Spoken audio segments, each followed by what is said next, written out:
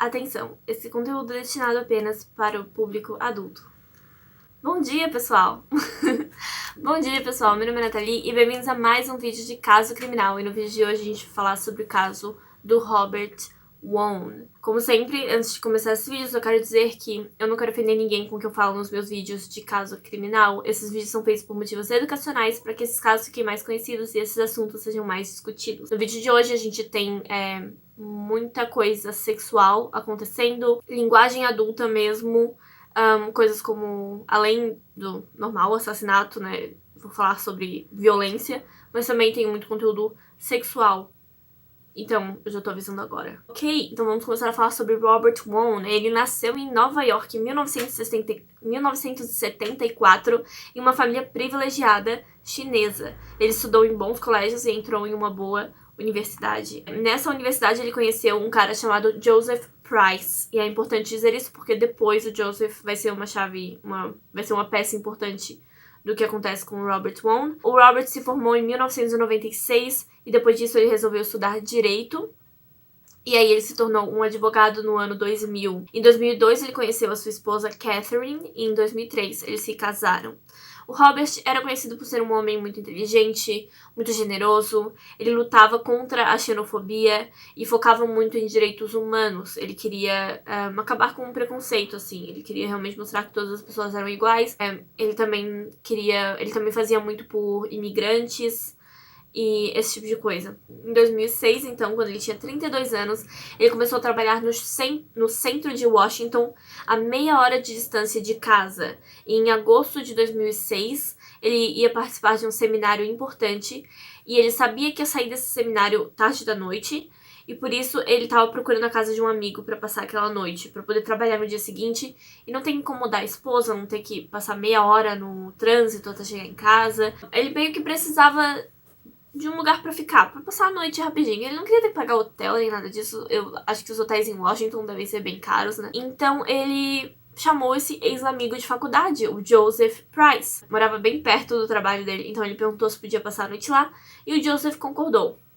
Vamos falar então da casa do Joseph, como que ela era. O Joseph ele vivia em Washington, então numa casa de 3 andares com um porão, com mais 3 pessoas. Essas pessoas eram Victor Zaborski, Dylan Ward e Sarah Morgan. Foi confirmado então que o Joseph, o Victor e o Dylan tinham meio que um relacionamento a 3 ali.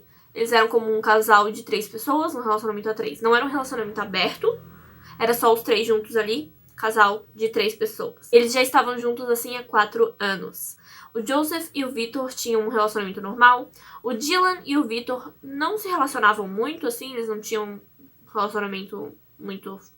Não tinha nada muito forte acontecendo entre eles. O Joseph e o Dylan tinham uma coisa mais dominante e submisso ali. Um relacionamento bem mais sexual do que qualquer outra coisa. Sim, isso meio que foi importante na história. Meio que é importante dizer isso. A Sarah não tinha nada a ver com isso. Ela só morava no porão da casa. Tinha meio que uma suíte.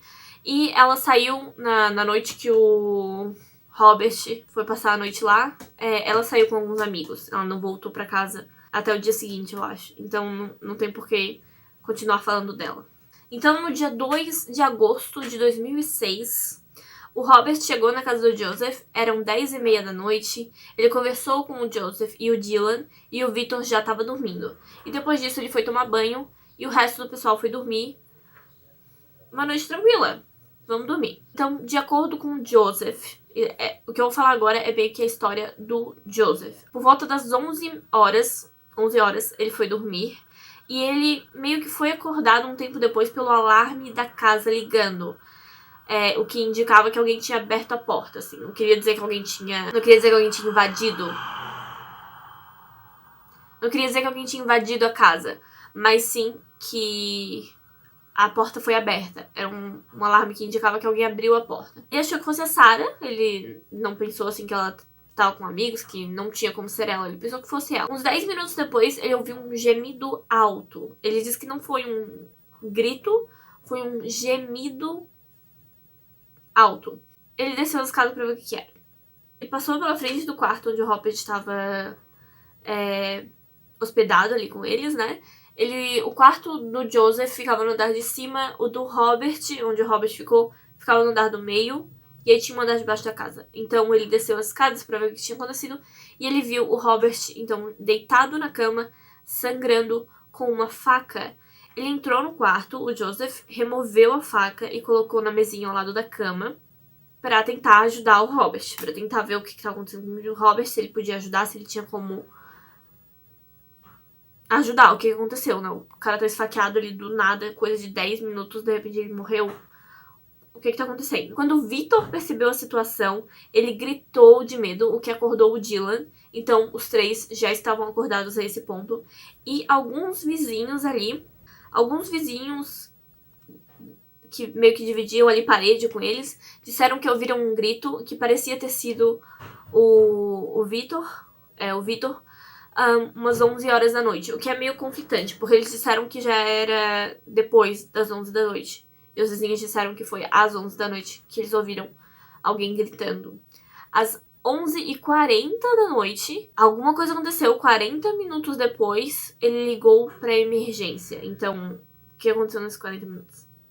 O Victor ligou pra emergência, tá? E a atendente pensou que ele fosse uma mulher. Ele explicou a situação pra atendente o melhor que ele conseguiu. Ele não tava conseguindo falar, ele tava chorando muito, mas ele conseguiu conversar. E achou que tinha um intruso na casa. Então ele disse pra ela que achava que tinha um intruso na casa, que eles ouviram um alarme e a porta abriu. Ela guiou ele pelos primeiros socorros, manteve ele calmo, não muito, mas manteve ele calmo, chamando ele de senhora, até os paramédicos chegarem. E eu vou colocar agora aqui a gravação incrível dessa conversa por telefone. We're needing an ambulance. What's wrong, ma'am? We had someone named us in our house, evidently, and they stabbed somebody.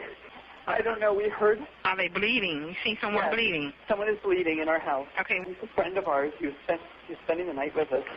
Okay, and who was the person that stabbed him? Do you know? Listen to me. Calm down. I'm going to help you, okay? Is he breathing? I'm upstairs, and he's downstairs. I don't know. Okay, who was the person that stabbed him? I don't know. We think it's somebody with an intruder in the house. We heard the chime at the door. Okay, what I need you to do is go downstairs, okay? The place wherever he was stabbed at, I need you to get a dry cloth, okay? And just apply pressure to that area. Wherever he was stabbed at on his body, I need you to take a towel downstairs while you're waiting for the paramedics to arrive and just apply pressure.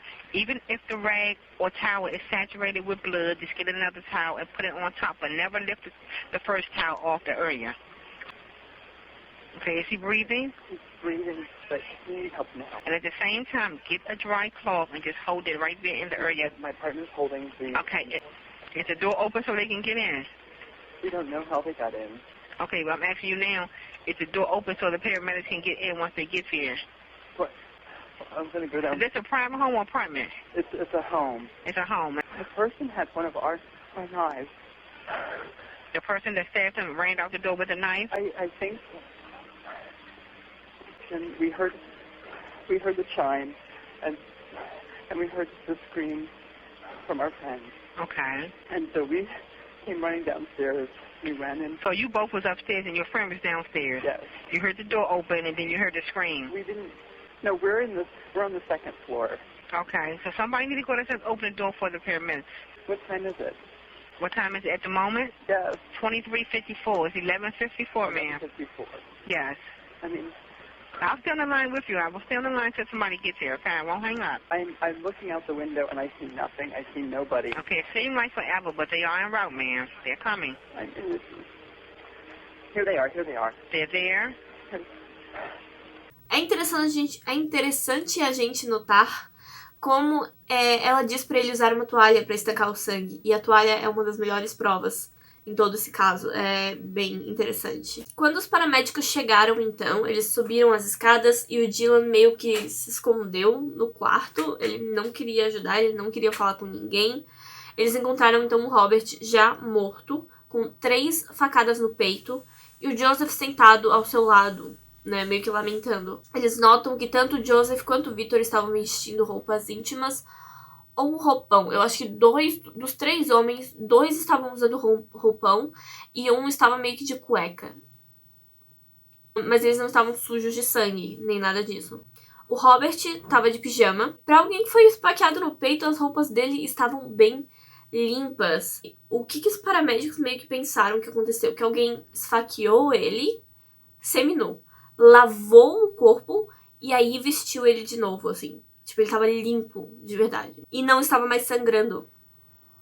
Depois que ele morreu, né, ele não tava mais sangrando.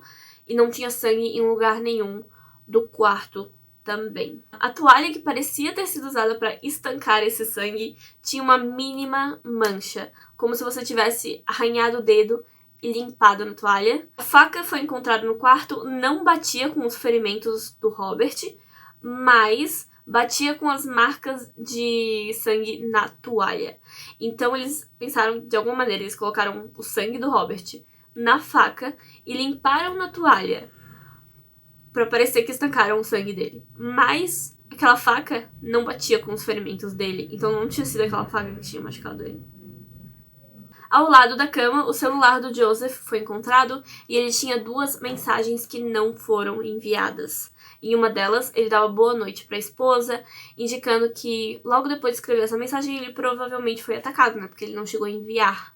Ele só estava escrevendo ali e nunca enviou. Um dos paramédicos relatou, olha só, que o Joseph disse para ele que eles encontraram o Robert do lado de fora da casa, nos fundos da casa, que ele tava sangrando, e aí os 3 o levaram até a cama e o deitaram pra tentar ajudar ele com esses ferimentos, mas o Joseph nunca mais contou essa história, e não tem uma gravação dele dizendo isso pro paramédico, então pode ser que o paramédico tenha mentido, mas algumas outras provas, depois encontradas, também indicam que tinha sangue no ralo de uma área ali de mangueira que eles tinham nos fundos da casa. À meia-noite apenas, o Joseph ligou para Catherine para avisar sobre o incidente. E o Robert estava oficialmente morto, assassinado. Os 3 homens presentes na casa foram interrogados durante toda a noite pela polícia. A principal teoria era de que um assassino entrou na casa e fez aquilo. Todos eles apresentaram a mesma história, todos eles falaram que ouviram o alarme da porta aberta, né? A porta abriu, o alarme tocou. Todos eles acharam que alguém entrou na casa e nenhum deles deu nenhuma outra opção, a não ser a de que alguém entrou na casa. Estranhamente, uma coisa que algumas pessoas acharam estranha é que os 3 relataram ter visto muito sangue. Relataram que o Robert estava cheio de sangue e que estava tudo ensanguentado, quando na verdade os paramédicos disseram não tinha sangue nenhum. Mal tinha sangue no Robert, no corpo dele, sabe? Não tinha sangue no quarto, não tinha sangue em lugar nenhum. Como eu disse, havia a teoria de que alguém limpou o Robert. Tem outra coisa que tinha que falar aqui. O único que parecia não ter nada a ver com o caso, que assim, chegou do nada na história, não sabiam o que ele estava fazendo até que os paramédicos chegaram, e aí eles viram o que ele estava fazendo, era o Dylan. Mas o Dylan simplesmente, sabe, ninguém tinha provas contra ele, só tinham essa circunstância de que os 2, o Victor e o Joseph, dormiam na mesma cama, estavam juntos. E aí, quando eles encontraram o Robert, foi que eles souberam onde o Dylan estava, o que o Dylan estava fazendo. Mas, né? Provas de verdade contra o Dylan não se tem. E os 2 o defenderam, disseram que ele nunca faria isso, então tudo bem. Ao sair da delegacia, os 3 decidiram contratar advogados. Cada um contratou o seu para se defenderem. Isso pode ser dito como suspeito, mas também não precisa. É uma coisa que eles foram meio que aconselhados a fazer. Quando você está sendo visto como suspeito de um caso de assassinato, é importante ter um advogado, querendo ou não. Mesmo que você seja inocente. Tipo, se alguém morre na minha casa, eu preciso de um advogado, sabe? Eu vou ser uma das suspeitas.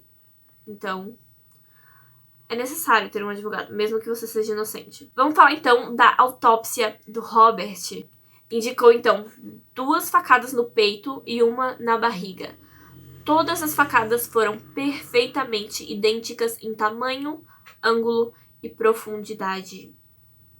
Uma coisa que eles não falaram, e que eu tô pensando agora, é que pode ter sido um instrumento só. As 3 facadas podem ter sido dadas todas ao mesmo tempo, por isso todas são idênticas, iguais. Até agora eu não vi ninguém falar nisso. Alguém deve ter pensado isso, eu só não li a pessoa falar sobre. Mas é uma coisa que me passou pela cabeça. Tem 2 no peito e uma na barriga, e as 3 são idênticas, iguais, têm o mesmo tamanho e profundidade. Talvez tenha sido feito por um mesmo instrumento com 3 pontas. Qual instrumento seria esse? Não sei, é só uma coisa que me passou pela cabeça agora. Não havia sinais de lutas, nem restrições, ele não parecia ter se defendido de maneira nenhuma, não parecia ter sido amarrado de maneira nenhuma. Foi atacado, mas não se defendeu, nem nada. Haviam 6 marcas de agulha no pescoço, na mão esquerda, no tornozelo e no peito, mas nenhuma droga no sangue dele. Existe uma possibilidade, alguém indicou, de que eles drogaram ele sem usar drogas. Como é que se faz isso quando você sufoca, asfixia a pessoa, até a pessoa desmaiar? A pessoa não vai morrer, mas a pessoa vai ficar tonta por um tempo, vai desmaiar por um tempo, vai ficar meio zonza, sem saber onde tá. Isso acontece. É uma maneira de meio que segurar a pessoa, sem segurar de verdade, mas ele não tinha marcas no pescoço que indicassem isso.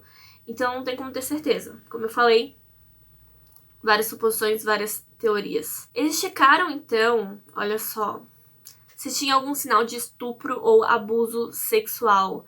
E eles encontraram sêmen em algumas partes do corpo dele, mas, e pasmem, esse sêmen encontrado no corpo dele, nas partes íntimas dele, não só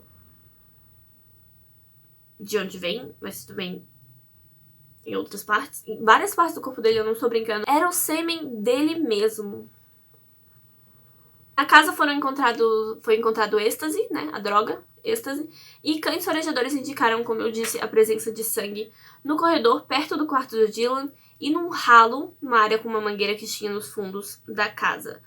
Por algum motivo, a polícia achou necessário vasculhar os armários deles e encontrar toda a parafernália sexual deles e levar tudo como prova. Algemas, correntes, chicotes, mordaças, vendas, brinquedinhos sexuais e livros sobre o assunto foram todos levados pela polícia. Eles usaram esses fatos contra o Dylan. Como eu disse, o Dylan era o único que não tinha bem um álibi, uma história. Não tinha ninguém com ele, o quarto dele era só dele. Então era mais fácil acusá-lo. Eles criaram a teoria de que o Dylan amarrou o Robert e o assediou sexualmente. Não tinha... É difícil explicar isso, mas... assediou sexualmente. A ideia de estimular uma pessoa sexualmente sem o consentimento dela já é considerado assédio. Então, foi assédio, o sufocou e aí o esfaqueou e matou. Essa é a teoria deles. A ideia de que um intruso poderia fazer tudo isso, limpar a cena, como a cena estava completamente limpa, impossível. Assim, eles disseram que é impossível isso ter acontecido. A esse ponto da investigação, a ideia de um intruso já não fazia o menor sentido, então eles já tinham descartado quase que completamente. E uma coisa que eu sei que muitas pessoas vão pensar, eu também pensei quando estava pesquisando, será que o Robert não era bissexual? Será que ele não aproveitou que estava na casa de um amigo, um ex-colega gay, que ele sabia que gostava ali de um masoquismo, uma coisa mais forte, e pediu uma ajuda, queria se divertir? A resposta é não, tá? Várias pessoas analisaram a vida do Robert, analisaram o Robert, a esposa, o relacionamento dele com a esposa, o relacionamento dele com os 3 homens. Não tinha prova nenhuma disso. Ele não era homossexual, ele não era bissexual. Ele era 100% hétero, ele era uma pessoa muito boa, ele era uma mente muito aberta, ele aceitava todos os seres humanos do jeito que eles são. Mas ele não era homossexual nem bissexual. Até os 3 suspeitos, o Joseph, o Victor e o Dylan, que podiam muito bem ter se aproveitado dessa situação e dito, sim, ele era homossexual, sim, ele tentou ficar com o Dylan, eu vi. Eles não disseram nada disso, eles disseram que é impossível, que isso nunca aconteceria. Então, vamos acreditar nas pessoas, né?